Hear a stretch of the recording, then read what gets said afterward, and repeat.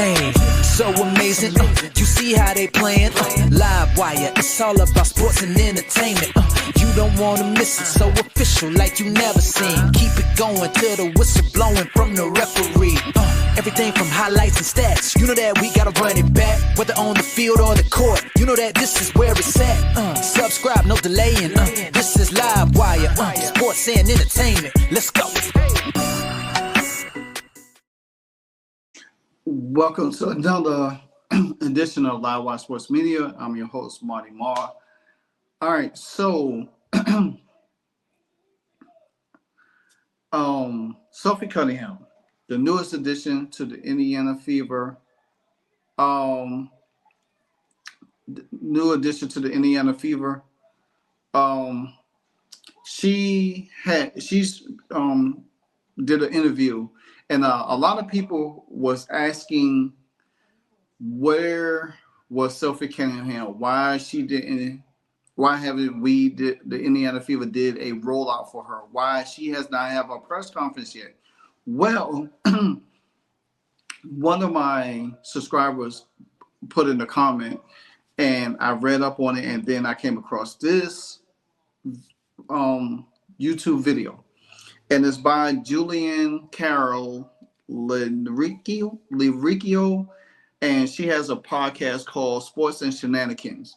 So, and Sophie Cunningham appeared on it, and she illustrated, it tells why she was not on there. She was actually doing broadcast for the Phoenix Suns, where she does broadcast for.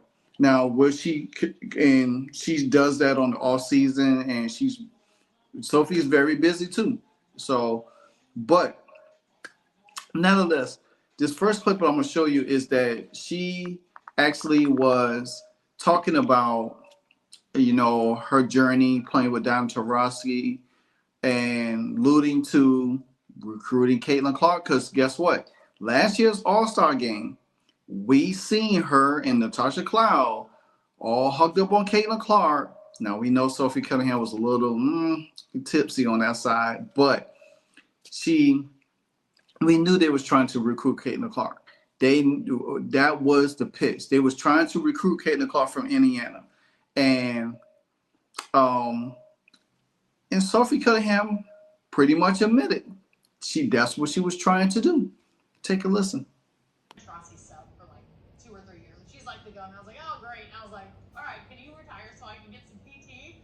But I learned so much. But to be honest, I just think it's a great career change for her because of the system I'm going to be in. Okay. Like, I don't even think I've even hit even close to my potential yet. So I just think there's so much left in my tank, and that's what excites me the most. Well, it's incredible, and we can't talk about. Again, 6 years in one place. You did so much.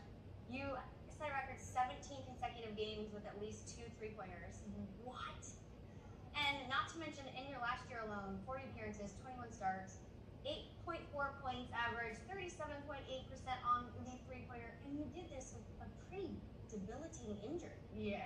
So, talk about your collarbone, because you really didn't talk about it too much in the midst of it. I didn't. I wanted to kind of keep it hidden. It was my shooting shoulder, and that there's players on your team. Like, I had 4 Olympians on my team, and so like my role was not to be necessarily a scorer, it's knocking down wide open threes, but also kind of be like the pit bull, like rough people up. And I took on that role well, but I also had a hurt wing, and it was awful. So I actually got landed on my right shoulder, and it actually killed my collarbone. So I had to get a big old piece of chunk out at the end of the season, and I feel so good now. Yeah. So, but man, it was not fun. That was maybe one of my worst up there injuries. Well, I just think what you were able to do in that year with that injury speaks volumes to your character, your work ethic, your selflessness. But as you mentioned, you are embarking on a new adventure, which is so exciting. Indiana Fever, back in the Midwest, and I just have to bring this up because I saw a little clip of you on a WNBA. You know where I'm going. WNBA All-Star Game. Oh, this is a good clip. Okay. Oh, like, where is she going with this? So another Indiana Fever player, soon to be teammate, Caitlin Clark. Have you heard of her? You happen to have a little interaction with her, and it was said that you were potentially asking her to come to Fever. I totally was. And maybe the joke was on us because maybe she was asking you to come to the Fever. No, as that. Like I never really even saw myself leaving Phoenix. It's my new home away from home. I have a great off-court situation. I built a lot of fun relationships out there. And yeah, I was like, hey, like, what do we need? No, come on, how do you get out here?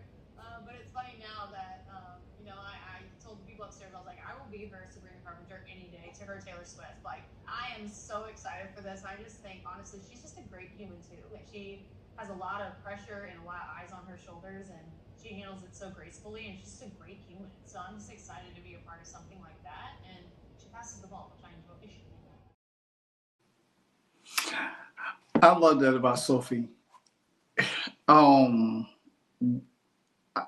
when I locked eyes on Sophie Cunningham last year when the Fever was playing Phoenix, and then started watching some of their games, Sophie Cunningham is who you will want on your team. You will want somebody like her to really exuberate excitement, that nastiness, that dog, that in your face. She hits a shot, she walks back to your opponent, showing that three up in their face. 17 consecutive games with at least two 3-pointers, with two 3-pointers. That's not bad. She could shoot. And can you imagine how much? And she just alluded to it herself. She says she's excited because now she gets to feel free. She's not even hit her peak yet. 6 years in the league. She's not tapped in yet. Playing with Caitlin Clark, you're gonna get all the tapping you want. And I do believe, I said this about DeWanna Barner, and I said if this team wins a WNBA title, I think DeWanna Barner will resign. I think Sophie Cunningham is gonna stay. I think she's going to be a Fever. I think she's not going to go anywhere else. She's going to be a Fever. I think she's going to be locked in. She's going to want to stay. She is what the Fever needs. I don't see her going anywhere else. Those are the two people that I have to say right now is going to be a Fever. But just knowing that she's like that, I didn't even know she had messed up her collarbone last year. And the way she was playing, she's literally messed up her collarbone playing. And guess what she said? She loves getting in your face. She's loved to be that nasty because that's the role she played with Phoenix. Guess what? Sophie, you're going to still have that similar role in Indiana. But you're going to be able to have your field goal percentage up higher. You know what I'm saying? See, one thing about basketball is people look at positions, people say, oh, no, they ain't that good because they field percentage, they shot this, but field goal percentage goes up and down. 3-point percentage goes up and down. It's just the nature of the game. It goes up, it goes down. Now, in this next clip, Sophie Cunningham talked about something very, very important. And I'm glad I was able to listen to the whole podcast on YouTube because this part was very important. She talked about the CBA. I didn't know Sophie Cunningham was part of the CBA. I didn't know that. So take a listen. Yeah, I see benefits. Yeah, 1,000%. I think that just the more eyes and the more that people get to learn and care about the people who are playing in the leagues, then they're followers, and then they want to know what we're all doing. And so I did get asked to be a part of it. I respectfully declined it just because I have to do broadcasting for the Sun, right? And so the money situation, I'm making more doing broadcasting than that right now. And that is the piece right there, I think, Sophie, of women's sports. Yeah. Is you are balancing and this salary versus that salary. And I think that is very relevant to bring up. Yep. And we didn't even chat about analyst role, which I think is incredible. Yeah. But continue, I'm sorry to cut you off. No, you're good. You're good. Because I just think, it's all about opportunity, right? And I think not just only myself, but a lot of us women are actually getting our foot in the door with broadcasting. Like, I know we are girls and our game's a little bit different than the men, but we're still high IQ. We know the game, and I think it's good to put those people in those positions. But Unrivaled has been amazing. I think I will be a part of it maybe in the next couple of years. So I am excited about that. But I don't know. I'm happy with what I'm doing right now. I need to get healed up a little bit, but those girls are holding it down and they're doing a great job. So, I mean, I want to play that again because I want to. It's something that I'm missing. Yeah, I see benefits. Yeah, 1,000%. I think that just the more eyes and the more that people get to learn and care about the people who are playing in the leagues, then they're followers, and then they want to know what we're all doing. And so I did get asked to be a part of it. I respectfully declined it just because I have to do broadcasting for the Sun, right? And so the money situation, I'm making more doing broadcasting than that right now. And that is the piece right there, I think, Sophie, of women's sports. Yeah. Is you are balancing and this salary versus that salary. And I think that is very relevant to bring up. Yep. And we didn't even chat about analyst role, which I think is incredible. Yeah. But continue. I'm sorry to cut you off. No, you're good. You're good. Because I just think, I mean, it's all about opportunity, right? And I think not just only myself, but a lot of us women are actually getting our foot in the door with broadcasting. Like, I know we are girls and our game's a little bit different than the men, but we're still high IQ. We know the game, and I think it's good to put those people in those positions. But Unrivaled has been amazing. I think I will be a part of it maybe in the next couple of years. So I mean, I am excited about that, but I don't know. I'm happy with what I'm doing right now. I need to get healed up a little bit, but those girls are holding it down and they're doing a great job. Okay, this clip was about her talking about what she's doing now in off season, and this alluded to what I was saying in the beginning of the segue. Is that the reason why she's not playing in Unrivaled, the reason why she has not did a press conference with the Indiana Fever yet, because she's doing her broadcasting right now. I think she's covering the Phoenix Suns and everything. I think I saw her do something last season or whatever the case might be. But if you notice, she said that she probably won't be playing in Unrivaled for another couple of years. That if Unrivaled lasts that long. So she's not even looking to play in Unrivaled. She has other, just like Caitlin Clark. She has so much things on the outside of once the season stops, that's going to continue to benefit her. She doesn't have time to really focus on Unrivaled. But you hear the feature caller still out here making a pitch, leaving the door open, or leaving a roster spot open for Caitlin Clark. But see, Sophie Cunningham just said it. She makes more broadcasting than she will make in Unrivaled. So why play in Unrivaled? Then you get injured. As we witnessed that everybody in Unrivaled, almost everybody in Unrivaled has been getting injured or left. You know, why risk it when you could just say, hey, you know what? Hey, I once we get back in training camp, I get back in shape. You know what I'm saying? And Sophie Cunningham looks like she stays in shape. So, you know, why risk playing it on rival when you already making bread, a lot more money, you know, being a broadcaster. We see Aaliyah Boston did the same thing. She played on rival and she was covering some college basketball games as well. Aaliyah Boston been tapping into the broadcasting, and that's something that you can look at because a lot of women are getting into broadcasting. They love that other side, and that's something that, hey, when they retire, we get to see them on TV. So I mean, I'm not mad at Sophie Cunningham for not playing on Rival. I mean, good job. All right, now this last clip is the one that I was talking about, the CBA and everything like that. So roll that footage.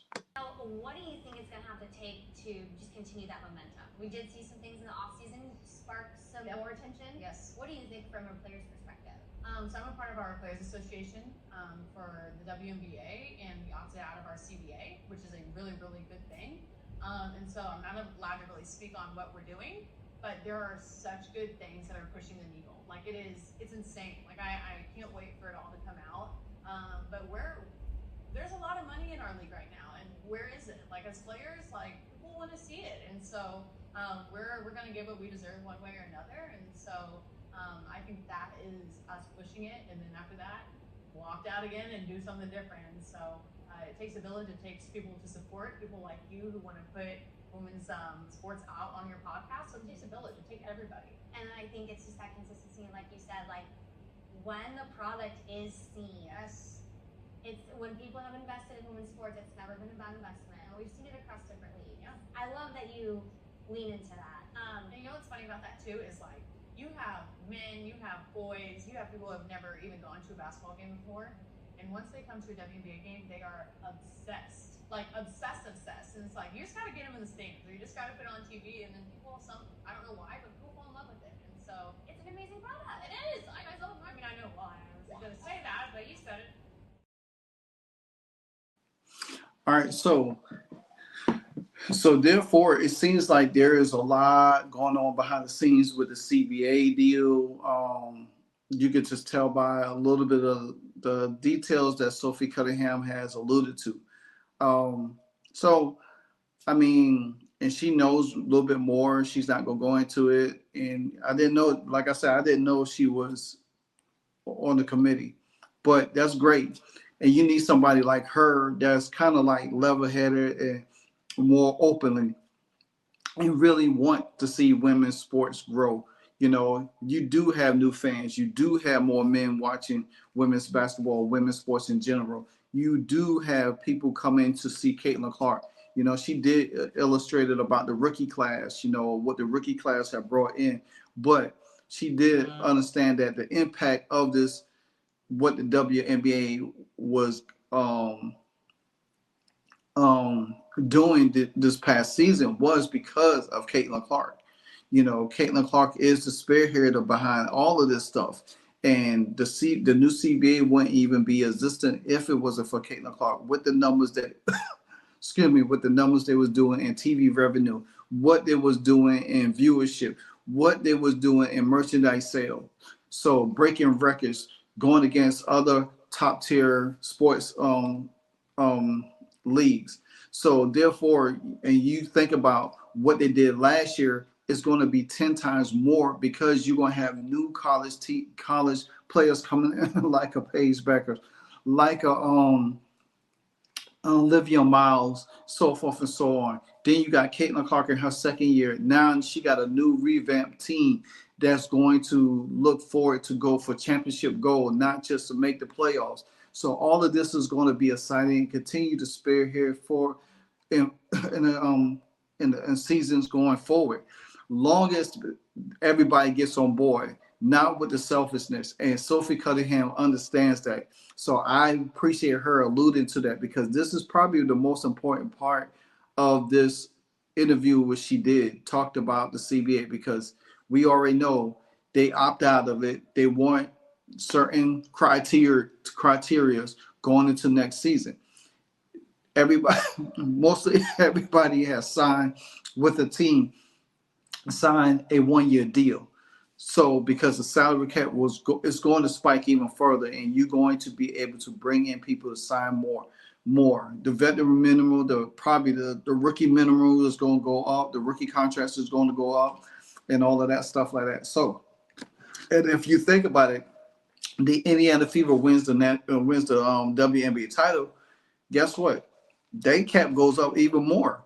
So you'll be able to sign all your players that participated on this team and keep it for another run, another 2 or 3 year run. To be honest with you, and it's going to benefit in the Indiana. I think it's going to benefit in the Indiana Fever favor because you don't in 2026 or 2027, Aaliyah Boston 2028, Caitlin Clark rookie contracts will be up. And then I think Lexi's is up next year, so you'll be able to sign Lexi to a deal. Then you got to probably core or sign Kelsey Mitchell again. So it's going to be interesting to see. But I did enjoy this interview. Like I said, I will put the YouTube clip in there, so y'all definitely could check out the whole interview. I think it was fun. Sophie Cunningham she's funny, man. She's funny. She's lighthearted. She's goofy. It's hard not to like her. And this is where people fans like to see stuff like this. They like to see light-sided. They don't want to see all of this tension and all this craziness going on in the league, where it'd be like, oh, it's hard to watch. You want to hear stuff like that. Yeah, I understand that fully there's things are going to go on in the league that, everything can't be roses, all the time. But just to have somebody like how we just seen DeWanna Bonner is, how Natasha Howard is, you see how Sophie Cunningham is.